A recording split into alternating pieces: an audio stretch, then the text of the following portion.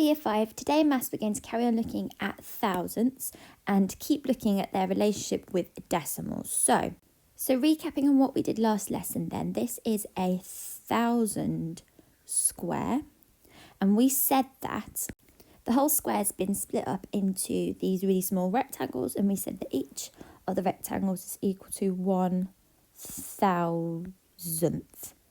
And then we also said that the squares it's been split into, which is 10 of the smaller rectangles, is equal to 100th, which is equal to 10 thousandths. We looked at that.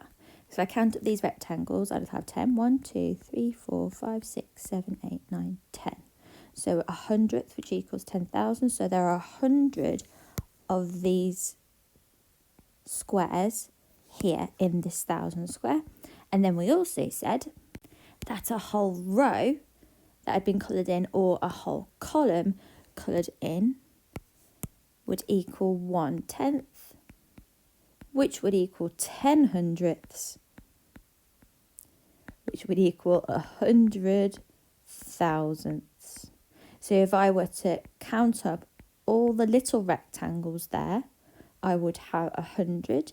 And I can see actually, if I count up all of the squares, 1, 2, 3, 4, 5, 6, 7, 8, 9, 10. I have 10 hundredths.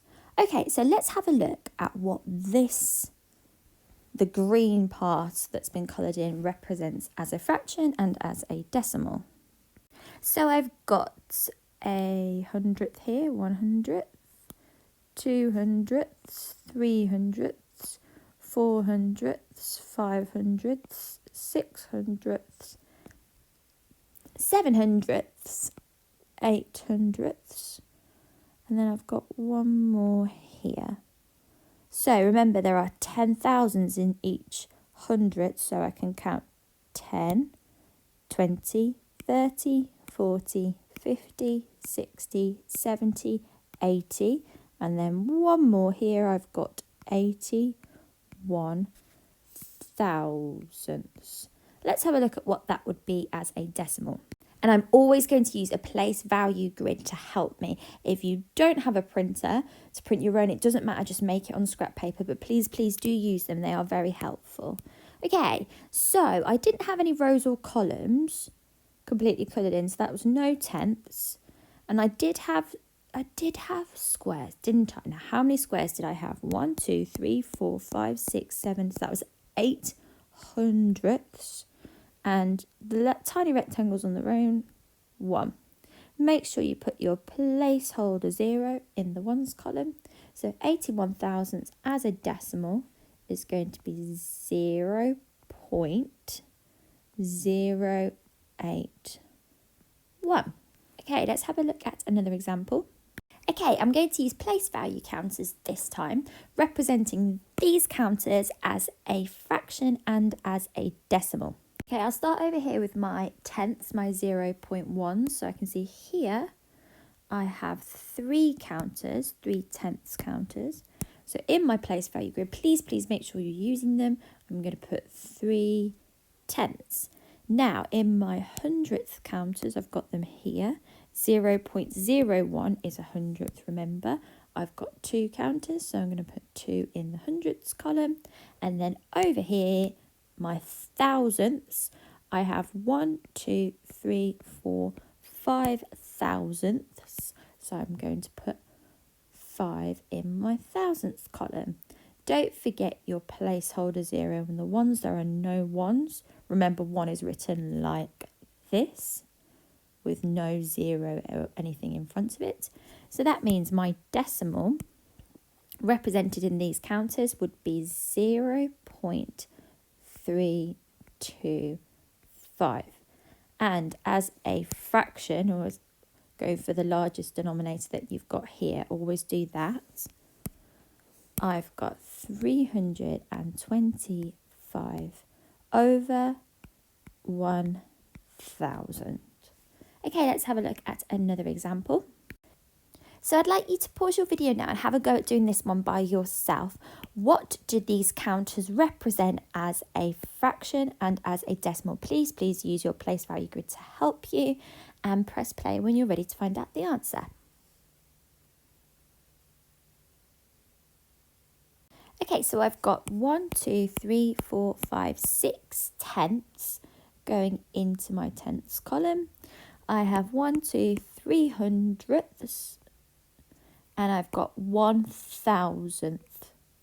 Remember 0 in my placeholder, I've got no ones there. So as a decimal, this number is 0.631, and as a fraction, it's going to have to be in thousandths because that's the largest denominator that I have. I have got 631 thousandths. Okay, let's have a go at doing another one now.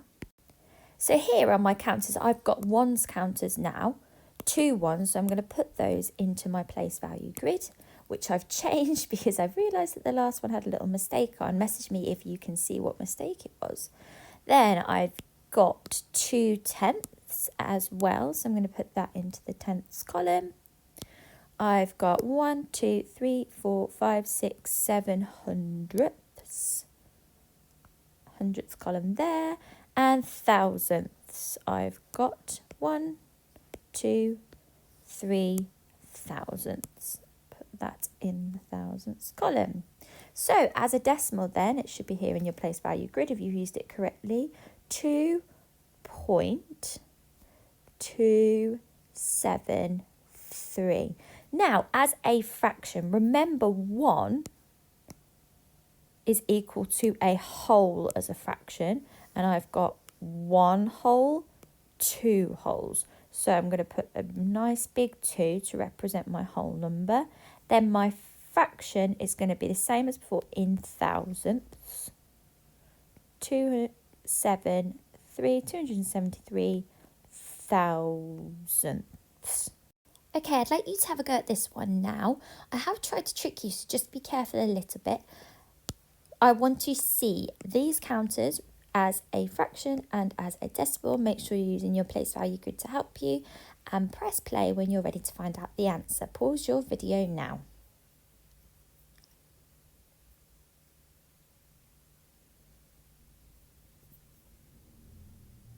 Okay, starting as we normally do then, by putting the counters into the place value grid. So I've got, starting with the largest number, ones. I've got 1, 2, 3, 4 ones. Put that in my place value grid. Tenths, I don't actually have any tenths, so I'm going to put 0 in there. Hundredth, 0.01. Yes, I've got 2 here, 1, 2. So I'm going to put 2 in that column. And then thousand, 0.001. Let's see how many I've got. 1, 2, 3, 4, 5, 6, 7, 8. So I'm going to put 8 there. So as a decimal, this number is 4.028. And as a fraction, 4 wholes, nice and big, 28 thousandths. That was a bit tricky, so well done if you got that one correct. So in your maths work today, you're going to be working not just with counters, but in other forms as well. So here I've got words, 5 ones, 4 tenths, 2 hundredths, and 9 thousandths. And it's asking me to put it as a fraction and a decimal. So using my place value grid, because that's the easiest way, 5 ones, 4 tenths, 2 hundredths, and 9 thousandths. As a decimal then, my number is 5.429. And as a fraction, 5 wholes. So this will be a mixed number fraction, which means it's a fraction that's got whole numbers in as well. 429 thousandths. Okay, let's have a look at another example. So this is a bit trickier now. It's given you a mixed number fraction and asked you what it is as a decimal. So how we do this is start here with your whole number, 5 wholes, place value grid absolutely necessary, of course. So I've got my 5 ones here. So have a look at the denominator, that's going to help you. So it's in thousandths, which means the number on the far right is going to be a thousandths number. So that'll be 8 there. Then I've got 6. And then this one, there'll be no tenths, it'll be a 0. So as a decimal, that one is 5.068. So you really need to use this denominator to help you. If, for example, the fraction was 5 wholes and 68 hundredths, it would mean this number 8, instead of it being a thousandths, because it's the last number of the fraction, it would be a hundredth. So 5 wholes and 68 hundredths as a decimal would still the same, 5 ones, but then this time that would be 8 hundredths, and that would be 6 tenths. So my decimal would be 5.68. Okay, let's have a look at an example, and you can have a go for yourself and we'll see if you can get it right. 3 wholes, 521 thousandths. Can you use a place value grid to put this number as a decimal? Pause your video now and press play when you're ready to find out the answer. Okay, so I've got there 3 ones, 3 wholes. Put that in my place value grid. 5 to 1 thousandths, 5 tenths, 2 hundredths, 1 thousandths. My decimal is going to be 3.521. Okay, have a go at doing this one this time. 2 wholes and 21 hundredths. Remember what I said before. Pause your video now and press play when you're ready to find out the answer.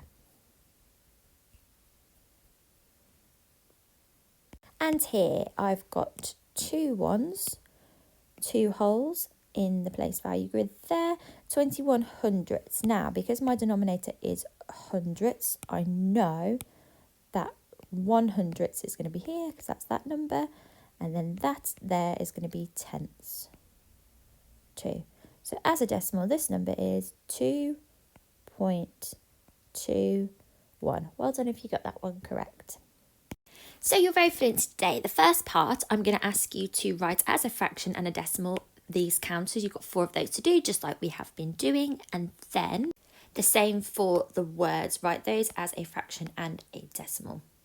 And then finally, there's a number line as well. So each of these little points here represents a thousandth. So if we look there, the difference between these bigger parts, it says 2 and 2.01, that's going to be a hundredth. Think back to the thousandth square to help you, and then you need to tell me what decimal is represented here, here, and here.